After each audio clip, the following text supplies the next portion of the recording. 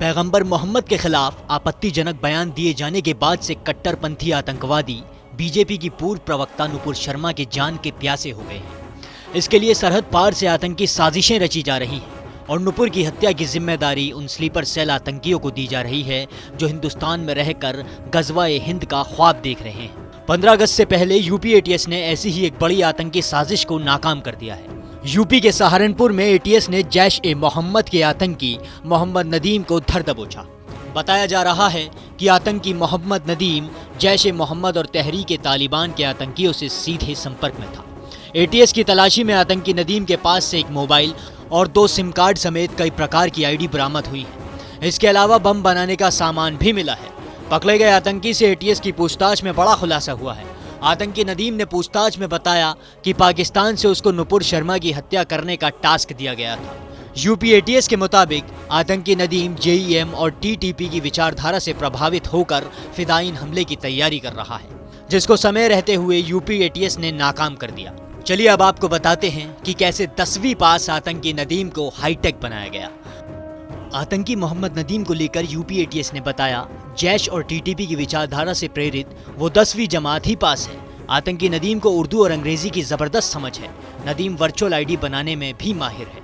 Police का दावा है कि इन्हीं कमरों में बैठकर नदीम हाईटेक आतंकी बना और वो इस वक्त जो तहरीक-ए-तालिबान है और जैश-ए-मोहम्मद का एक बड़ा नेटवर्क हिंदुस्तान में खड़ा करने की तैयारी कर रहा था। इसके अलावा ये भी आरोप एटीएस की तरफ से लगाया गया है कि वो तकरीबन 30 से ज़्यादा वर्चुअल नंबर बना चुका था और उन वर्चुअल नंबर को उसने जो उत्तर प्रदेश और उत्तराखंड के कई ऐसे 30 लोग मौजूद हैं जिन्हें वो वर्चुअल नंबर दिए गए थे और उनको फिदायीन बनाने की ट्रेनिंग भी नदीम की तरफ से दी जा रही थी।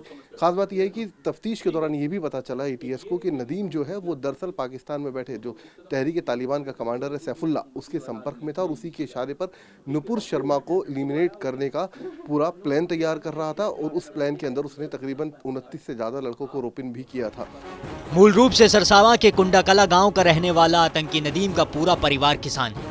एटीएस का कहना है कि उसको सूचना मिली थी कि थाना गंगोह सहारनपुर के कुंडाकला गांव का एक युवक जैश-ए विचारधारा से प्रेरित होकर फिदायीन हमले की तैयारी कर रहा है। पूछताछ में इस बात का भी पता चला है कि आतंकी की पाकिस्तान में 2 बुआ रहती हैं। ये रिश्तेदारी की आड़ में ट्रेनिंग लेने पाकिस्तान जाना चाहता था, लेकिन इससे पहले ही वो यूपी एटीएस के हत्थे चढ़ गया।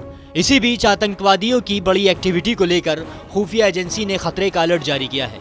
इस अलर्ट के बाद पुलिस और सेना दोनों ही अलर्ट पर है। तो कैसी लगी आपको ये खबर, आप हमें कमेंट करके ज़रूर बताएं। बाकी देश और दुनिया की तमाम बड़ी खबरों के लिए देखते रहें TV9 डिजिटल।